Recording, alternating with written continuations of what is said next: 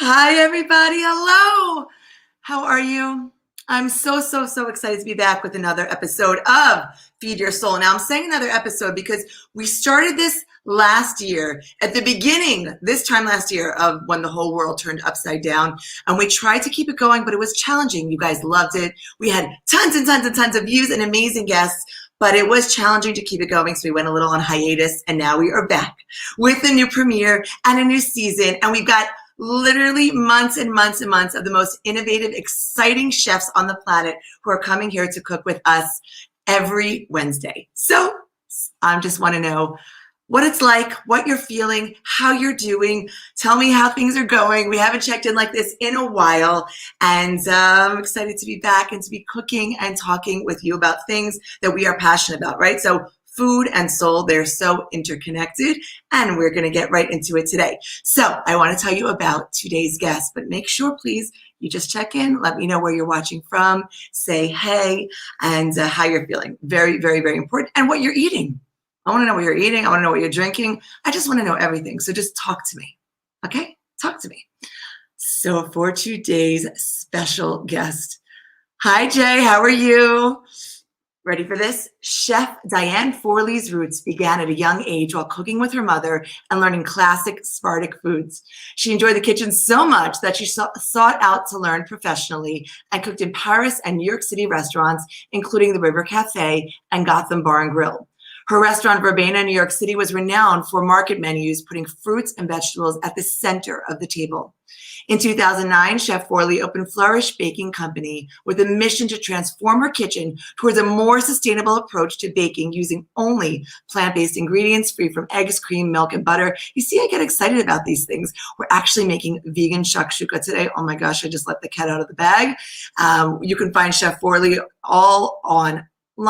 We'll be scrolling her URL so you can find her easily, flourishbakingcompany.com, meringueshop.com. She's on Facebook. She is on Instagram. And of course, she is here with us today. Chef Forley, welcome to the show. Hi, Jamie. Thanks so much for having me. That was a great introduction.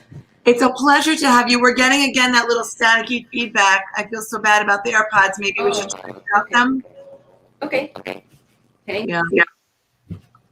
We tried, we tested, we come on for these technical tests before, and then things happen. That's what happens in live television. How's that? Can you hear me? Oh, it's perfect. I can hear you perfectly. Can you hear me? I hear you perfectly. Amazing, amazing. So we're making vegan shakshuka today. So we'll start with cooking. We'll talk while we cook, and then we'll talk more after we cook. So just tell me the inspiration for this dish. Great. Well, I love shakshuka. Obviously, shakshuka is a traditional tomato stew, and it's used as a way to braise poached eggs, and it's a wonderful breakfast dish, brunch dish, or now it's become quite popular. So the challenge is eggs. We're a plant-based vegan company. So I wanted to use all the flavors of the shakshuka and transform it into one of our signature vegetable buns. So I'll show you a quick shakshuka recipe. You can enjoy it. I use white cannellini beans as a protein instead of... I love that you added the protein. You can also use tofu if you want to add a little tofu that way. But the little add-on here, because traditionally you enjoy it with a nice slice of toasted bread, putting the shakshuka in the bread. So I've already jump-started the shakshuka because of the time factor. As you can see, I have another camera here on the peppers that are cooking. Wait, so what color peppers do you have there? Peppers right here. You can use any peppers that you have, red, yellow. You can use green if you want, but usually I like to stick with the red and the yellow. Some shallots are a little bit sweeter. You can add some garlic if you like. And this has been cooking in olive oil for about 15 minutes. And now I'm going to add some Swiss chard. Wait, Chef, I love that you did the peppers lengthwise. You went like with strips with them as opposed to chop. Yes.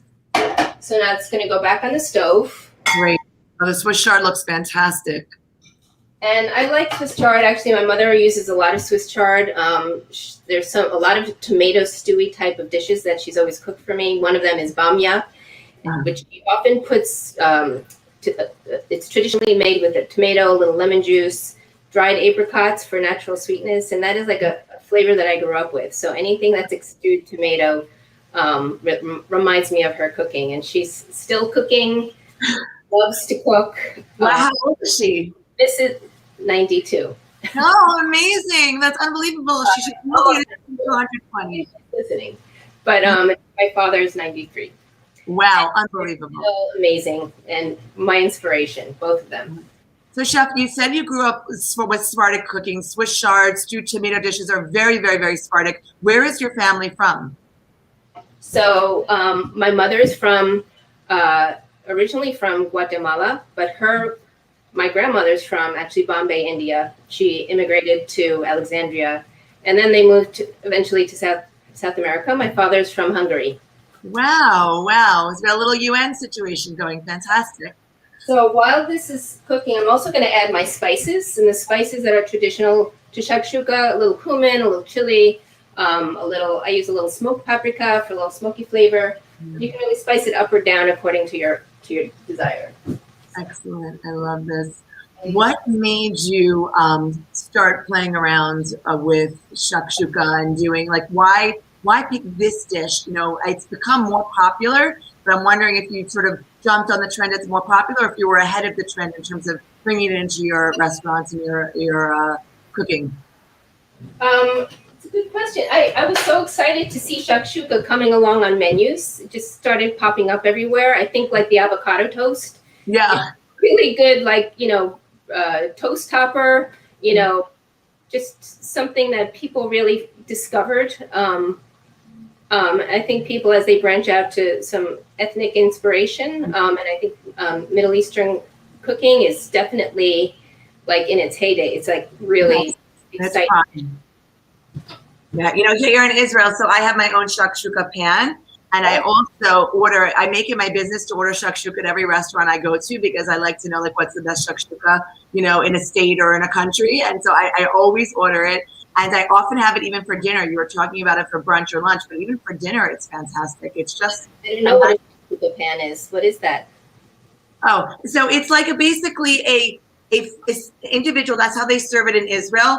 It's a pan for two, where you'll be able to put 2 eggs, or just enough of the serving for one person and enough for 2 eggs, like I said. And then you take it from the stovetop to the table and serve it just like that in a pan, with usually not long handles, but short little gold handles, so it fits comfortably on the table. And it's like a stovetop to table pan. It's amazing. Yeah. I'm now going to add the tomato sauce, because the greens, the spices are added, a little wilted, and now I'm going to add the tomato sauce and let that cook. Excellent. And is this, I see a lot of chunkiness in there, like a very rustic tomato sauce, not smooth at all. You can use just chopped tomatoes if you have a nice chunky tomato sauce that you like to use. It's so flexible. I think that's what's really nice about this, is there's a lot of freedom to make it your own. Yeah.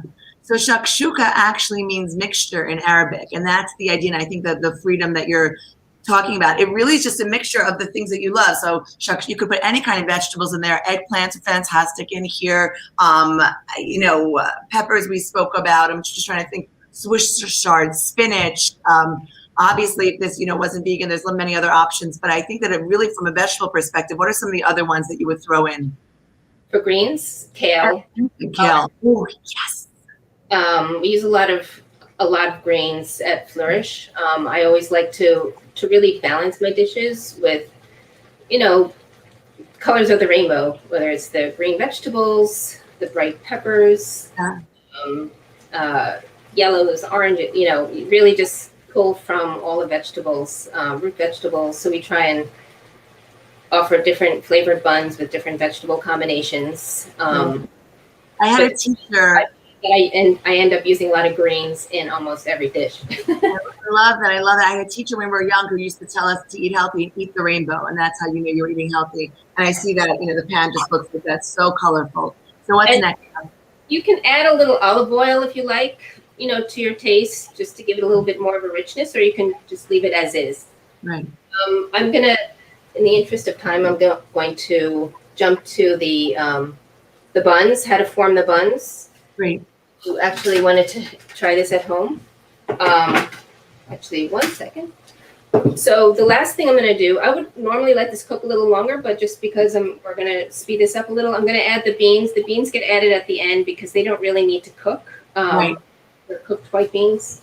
Right, we just need to warm them through. They also add color and texture and body to this dish. I absolutely love it. Wow. It's to me, it's almost like a mix between Middle Eastern and like an Italian white bean soup or something. Not a white, yeah. Like a tasty dish. I love that addition of the beans. Just gonna bring this over, just to show you if you wanted to do this. If you had, this is like a mold that I have with some cavities. You could use any kind of ramekin. And then basically the little trick that I have here is, well, it's always nice to use some sort of measured spoon, whether it's a ladle or something that helps you to pre-measure. So then I'm just ladling it into these cavities, and then I'm going to freeze it.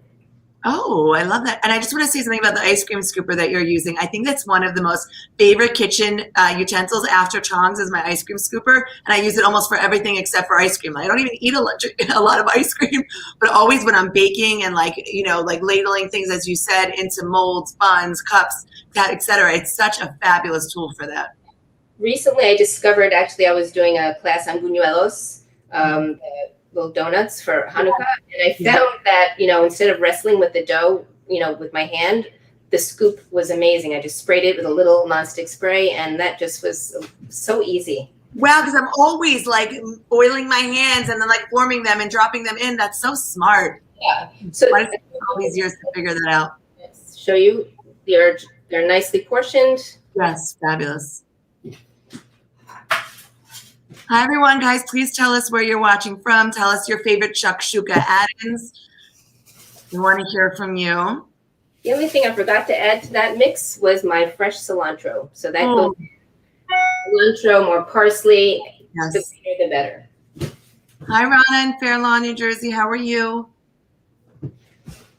Hey there in Vegas. We got people watching from Vegas, Germany, Florida, Fair Lawn, New Jersey. I'm from Sweden. Okay, yay. Hello, everybody. And from Greece, please tell us if you like shakshuka, how you like to enjoy your shakshuka, how you like to shakshuka. That's what we want to know. Hey there, Lisa.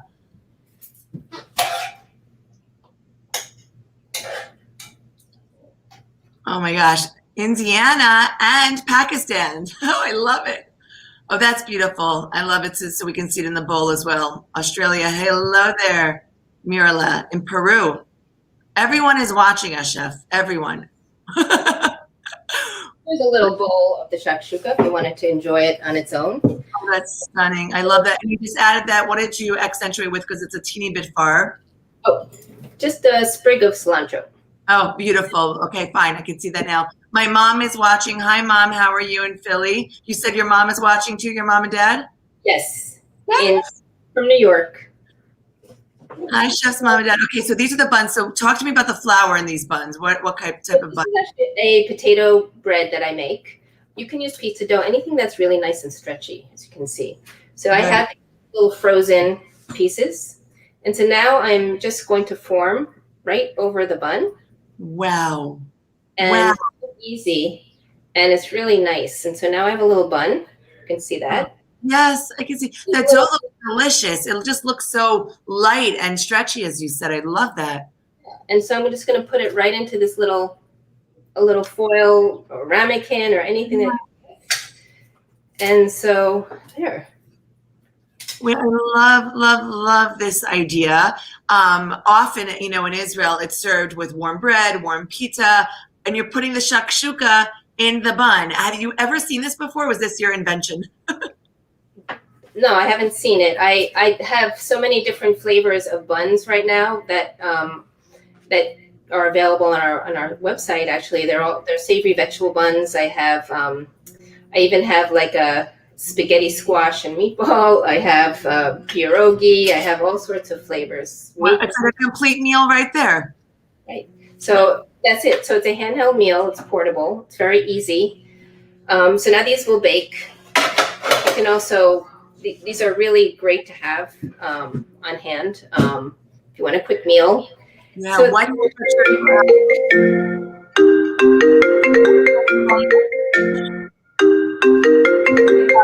Okay. Yes. We'll stop. That's my phone. Okay. So I'm just going to cut into this. And you can see. Okay, perfect. They stopped. So you can see I put the filling, and now they're a nice little sandwich inside. And I love it. The dough is so light. They're not super doughy. They're actually much more filled than they are doughy, which I think is a great ratio if you want to enjoy a nice meal. So now it's like a nice little sandwich. Yeah. And enjoy that. And you can take your shakshuka on the go. I absolutely adore this idea. Wow, it's so genius. Guys, if you like the idea, please let us know. Tell us you're enjoying it. Tell us if you ever thought about something like this. This is like the sandwich all made in one portable. I think it's like so amazing. Sherry's saying she never tried shakshuka before. Now is your time. A green shakshuka with eggs. People definitely, love that as well. My parents are from Transylvania. So my mom wants me to say hi to your parents in Hungarian. So Hodgod and Servus, hi and bye to them. Yes. So my father, yes. So I know all those words. Yeah, totally. So Chef, this is the fun part where we get to sort of chit chat a little bit about you, your background, your passion for food and cooking. Did you bring anything along to drink and sit with us while we talk? I did. I was excited about that prospect because I love beverages. I love different kinds of teas. And so this is one of my favorite teas. It's Pu'er. It's a fermented black tea that is a really good coffee replacement. So if you want to break from coffee, it's a digestive tea, but there is some caffeine, of course. And it's got a really delicious roasted quality to it. And as you can see, it looks almost like coffee. Yeah, I do. I love that. So it's so funny. I thought I was going to be boring, but I also brought tea. I brought along chamomile green tea. I drink about 5 cups of green tea a day, and I love varying up the flavors. And my husband just, he always likes to surprise me and bring me home something different. I thought the chamomile was like, I love that. Just so relaxing. I used to always have a cup of chamomile before bed, and now so the chamomile green tea, I figure we'll enjoy that together. So cheers with our tea. L'chaim, I love it. So I was thinking to go back and forth between iced or warm, and I decided I wanted a little bit something warm and cozy while still like kind of winter for a second here in Israel. What's the temperature like over there in New York? What's it today? How's it today? It's starting to get spring-like, so it's been between 50 and 60 degrees, but then it's kind of doesn't know yet. So this weekend it might be 30, 40 degrees again. So still adjusting. We'll see. Okay, so tell me just a little bit about your passion for cooking. I know you said it sparked while your mother was cooking Sephardic classics. She did a lot of cooking at home. But how did it develop into something, this is interesting, to like, this is my life's passion? Ever since I can remember, I was always in the kitchen with my mother. She would be cooking, and I often did a dessert for either Shabbat or just during the week for fun, and I just really liked it. And this was pre-internet, so all of my information came from reading books or magazines, and so I tried to just work my way through cookbooks. And at the time, I was mainly baking, and so just really baking all through high school. And before I went to college, I did an internship in a restaurant in the city called the Palace Restaurant. It was a long time ago. And I really just loved it. But I went through my college, and I even did my thesis on culinary history and 19th century, the rise of the restaurants in 19th century France. So I was still always very involved in food and food things. And it's to be coming into the food industry now where there's so much at your fingertips is a great time. YouTube or, just even what you're doing to be able to broadcast and bring people together from different parts of the world. It's just very exciting. It's such an exciting time right now. And obviously we've all been online before, but now with everything that's going on in the world, it's brought so many of us, I think, closer together. We're spending a lot more time here online together, and I'm cooking with people all over the world that I never even expected to. And so it's been such an inspiration for me these days, and to be here with you. Cooking is a very soulful endeavor. We spoke about passion. I named this show Feed Your Soul because I feel like if it was just about nourishment and survival, we wouldn't be putting this much into it. So what do you think?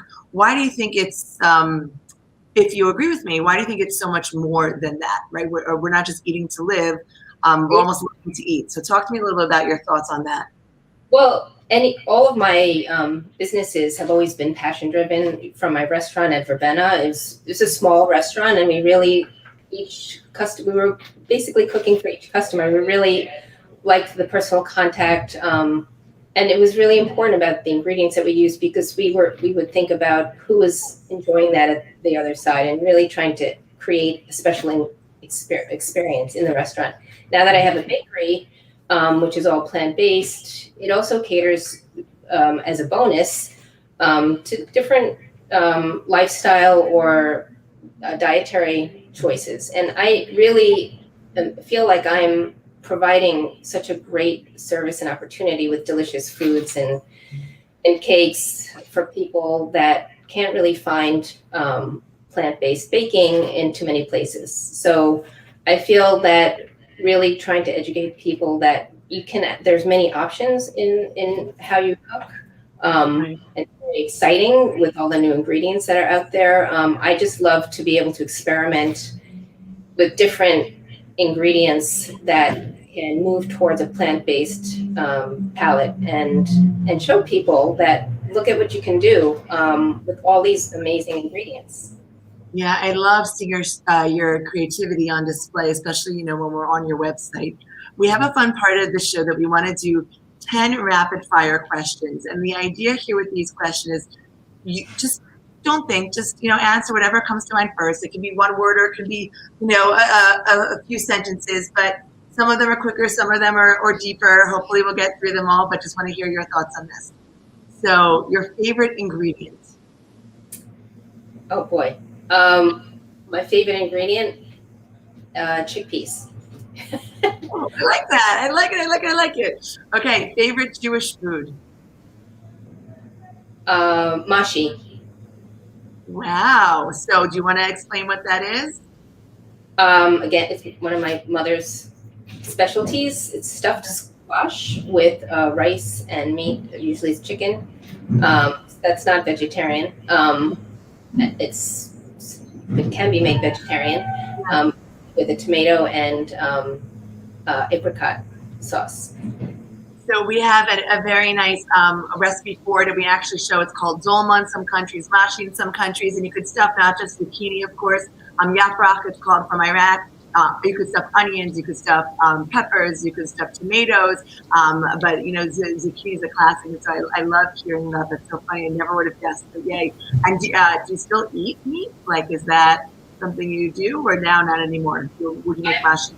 95% vegan, and 5% is for my mother's cooking, where I make exceptions. Right. I love it. Given suggestions for mashi, dolma, yaprok, all these sub vegetables, doing it with, a quinoa, which has like a little bit more protein based with the tomato inside. Like, how would you make it vegetarian yourself or vegan? You can use actually like a seitan. I just shared a recipe with somebody. They shared it with me.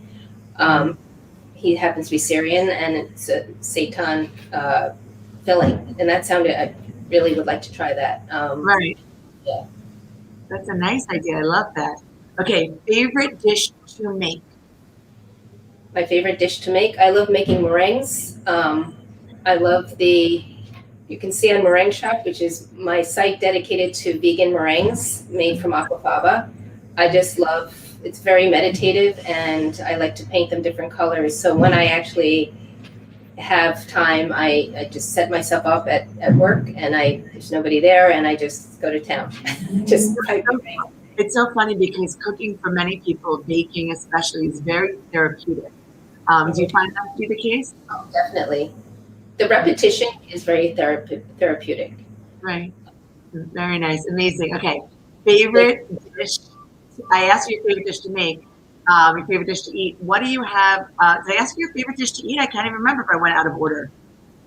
One was Yeah. your favorite Jewish food was mashi. Your favorite dish to make was meringues. What's your favorite dish to eat? I love avocados. Anything with avocado. I'm so happy that they become so in vogue now because I love to use them with a little tahini. First of all, I absolutely adore avocado as well. I say like avocados are God's gift to this world.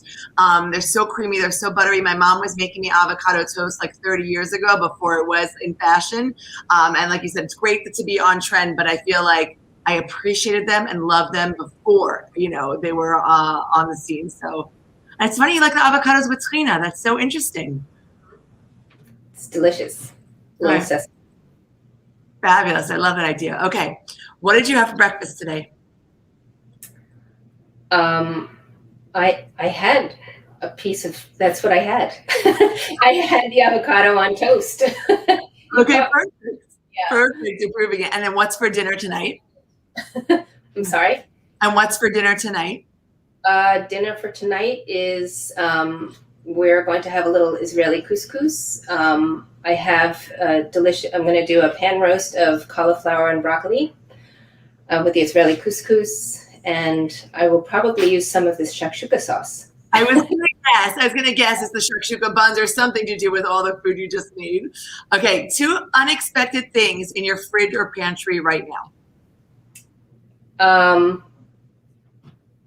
I have. Let's see. What do I have? Oh, I have some pickles that have been pickling for a while, a rutabaga and carrot pickle. Beautiful.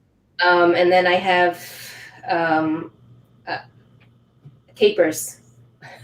I love capers. I love salty capers. I think you just add them to almost anything. That little bit of, puckering punch. I love that. Okay, so tell me finish this thought, my earliest food memory.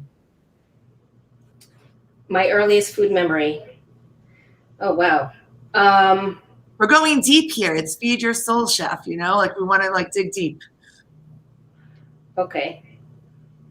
I remember enjoying this. My favorite dish when I was little was scrambled eggs in a scrambled egg sandwich. Wherever I went, that's what I would have. So it was unfortunately not. It's just simplicity. I feel like the simplicity, the warmth, can come from really easy preparations and smells and yeah. I love that. I do agree with that. Cooking makes me feel relaxed. That's so nice. People ask me, all the time if I find it relaxing or if I find it creative. And I feel like it's challenging for a mom with little kids at home, and different ages. When I'm cooking, it could sometimes be very stressful.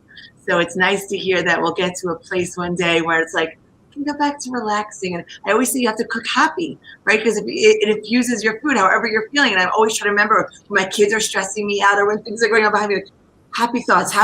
It's going to make the food good. So it's nice to hear, like, maybe you don't have a lot of little kids underfoot right now and you can be very relaxed while you're cooking.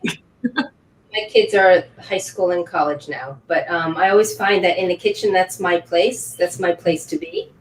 So I look forward to being in the kitchen, and I feel like that's kind of my personal time. So because that's what I do as my work, it's also my hobby and my pleasure all in one. So I'm able to, it's not stressful because I find it easy for me to do the work. Mm-hmm. So I'm always, being in the kitchen is always, has only positive moments for me. And I'm always thinking about new dishes. So it's not only is it that I'm preparing something for my son who's here at home now, but I'm also thinking about, how can I make a new dish at work? And I'm also just enjoying the moment where I can just unwind. So I love that, and just a last thought for us to think about, for me, food and cooking is very much about my family. I think I always am thinking about them when I'm cooking, and it's about the meal that we're going to have or the holiday that we're going to celebrate, or for the weekend it's Shabbat, and I look very much, I think for me, the cooking is the means to the end, to those family meals and just hanging around the table, like just forever and a day. And I think about that a lot when I cook, and when that inspires me in the kitchen to make things that are beautiful, or things that are nourishing, or things that are flavorful, or things that are interesting. What for you, sort of drives your passion, other than your personal passion for cooking and creativity? Just give me one sort of soulful thought about whether it's family, whether it's sustainability. Talk to me about something a little bit deeper that cooking, does for you, or what it does in terms of your relationship with others. Well, that family sitting around at a nice table has always been a very special experience. At our home, my mother, my father, and my brothers and my kids, and we all sit at a beautifully set table. And I always like to bring a dish to contribute to the spread, and also the conversation before planning the menu, as you said, holidays. Planning the menu, deciding the recipes, or of course, on the holidays, we always look forward to those holidays when we're going to repeat the ritual of making those dishes. But we talk about it anyway, and then we maybe bring in something new. So it is that whole moment and conversation of the planning of a special dinner and sharing that with the family. I agree is such an important part of eating together with the family. I absolutely love that. And I think it's what you said is so beautiful. Passover's coming. And he spoke about the ritual of planning sort of those same meals and going back to those traditional dishes, or the dishes that you grew up with. It's such a way of, it's so cliche, but connecting us to our past, to our story, to our heritage, and also to moving forward and creating sort of new memories for our kids and through the generations, and allowing that to continue. So I very much love that. When he spoke about the potato flour and the potato bread, I was thinking, oh my gosh, Passover. It's like on my brain, So I feel like that dish, and even I'm wondering, I think we definitely have the recipe for the wiping shakshuka that we posted, but the potato bread, is that something that could be easily converted to Passover? Does it have regular flour in it as well? That actually is made with all-purpose flour, but I figured. What we do, we actually make a really nice gluten-free bread. Great. I don't think, but however, it has yeast, so maybe that's not going to work. Right. I think we just have to wait till after Passover. For sure. I was looking, I'm like, that dough is too delicate, stretchy, and divine to be kosher for Passover. That's for sure. Diane Corley, thank you so much for joining us. Everyone can see your information scrolling along the bottom. I hope that we'll have a chance to cook with you again. I feel like you referenced so many fun dishes, and it might be fun to come back, circle back in a few months and do something like mashi that is vegan. I love that idea. So, I would be more than happy to. Thank you. Thank you so much for having me. Oh, thank you. Thank you for joining. And I want to wish you early wishes for a happy Passover.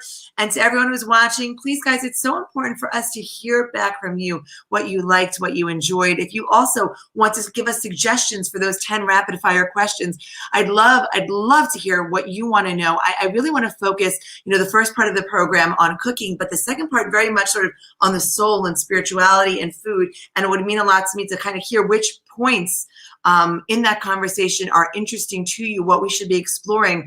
The program is going to be every Wednesday at basically, more or less, depending on if something crazy is going on in my life, 12 p.m. Eastern. Okay, so 12 p.m. Eastern time, which makes that 7 p.m. in Israel, except for next week when we change the clock.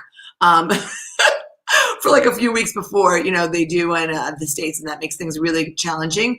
And that's 9 a.m. on the West Coast. So you could basically have breakfast with us, have lunch with us, or have dinner with us, depending on which time zone you're in, or a snack, because I saw there are lots of people watching from Brazil and Argentina and Sweden. So wherever you are in the time zone, eat with us, bring a drink. That's the idea here. Everyone should bring a drink. I have my chamomile green tea. You can bring a glass of wine. You can bring coffee. You can bring depending on where you're at. I was thinking of doing like an iced Israeli slushy or limonana soon, as it starts to get a little bit warmer today, kind of like hinted at summer today. And I was like, no, not yet. So I had this warm green tea. But this is when we want to hear from you. So please drop your comments everywhere. Of course, the recipe will be on Aish.com and JamieGeller.com. The show is done together with Aish, with Jamie Geller. I know I'm talking about myself in the third person, but I'm referencing my website. And you can find us everywhere. This is the time where you get to feed your soul, both figuratively and literally. So come join us on Wednesdays, and we'll see you next week. Bye-bye.